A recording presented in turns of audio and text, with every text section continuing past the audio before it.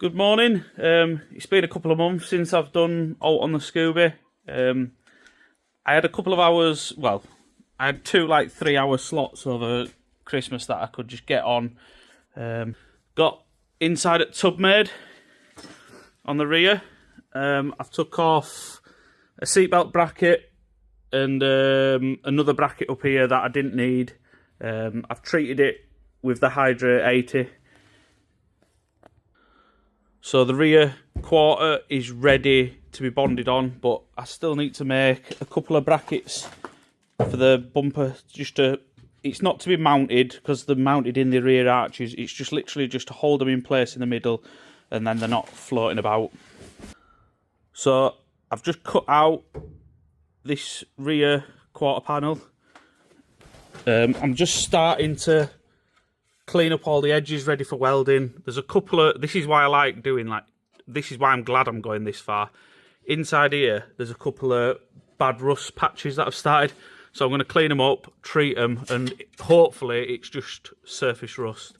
And then I'll just treat it with Hydrate 80, epoxy primer, and hopefully it'll stop anything happening in the future. I've took this section out that I didn't on the other side. Same again, when I took the Raptor off that we're already on, it started with surface rust and it was real flimsy. So I just thought, for the sake of just taking it off, cleaning up in here, treating it, and then I'm just going to make a whole new tub to go in here. I've just started cleaning this to get to the spot welds. Take them off, take that bracket off because it's for the mounting points for the rear seat belt. I'll never be having rear seats in it. So hopefully this side goes a lot easier than the other. Another thing I've just noticed, I thought this arch tub looked a bit different. This, what I've just cut out, was, and I've never noticed it before, but it originally were like this. And if you can see, it flares out at the bottom about 3 inch. Now, compared to the other side,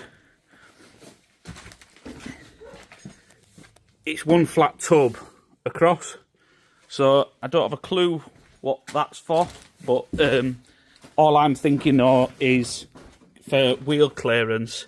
So cut it out quickly, I'll form it a little bit better, and then I'll just flat plate tub it out, and we won't have no wheel clearance problems.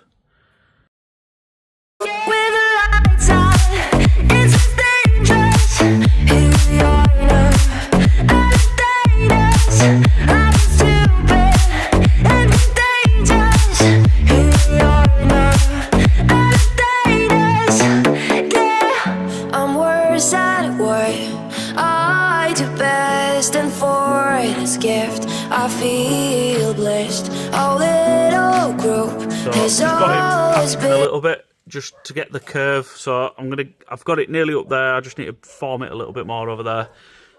Join another piece on, back down, and start forming the bumper mount. Not done as many videos today. I'm wanting to crack on because I've literally no time and setting up camera, and I'm only doing it for my own benefit. So in years to come, I can watch what I'm doing and know the process. And if anybody is interested, I'm doing it. If you have any questions, you can ask away. I know probably as much as you do, but I'm just winging it. That's the best way. I'm just going to show you this. I've mocked the rear panels on because I've mounted the rear bumper, so it's fitting. It's not perfect, but it's fitting a lot better than it was. Just sat the boot on. I've made the rear panel mounts for that side. I've done 60% of the tub. It's slowly getting there. I've done half of it that way, and the rear tub, and that's what I did.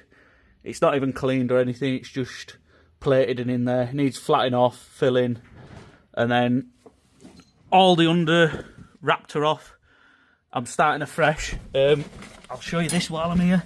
There was a little blister there, and when I've took it off, you can see it's just started to creep up. So I'm going to wax oil inside the chassis legs, because that is the chassis leg there. So there is some holes there and there, but same again, it's starting to blister from when it had been left out in elements. So there's a hole there and a hole there. I'm going to get a flexible hose and put some rust treater in and then wax oil, and hopefully I need to still take that off. I just, same again as the other side, need to drill out the spot weld, take that off, don't need it. Same again with that, clean that. It's my hose. I can always take it off if I don't need to later down in line, but I'm going to keep it.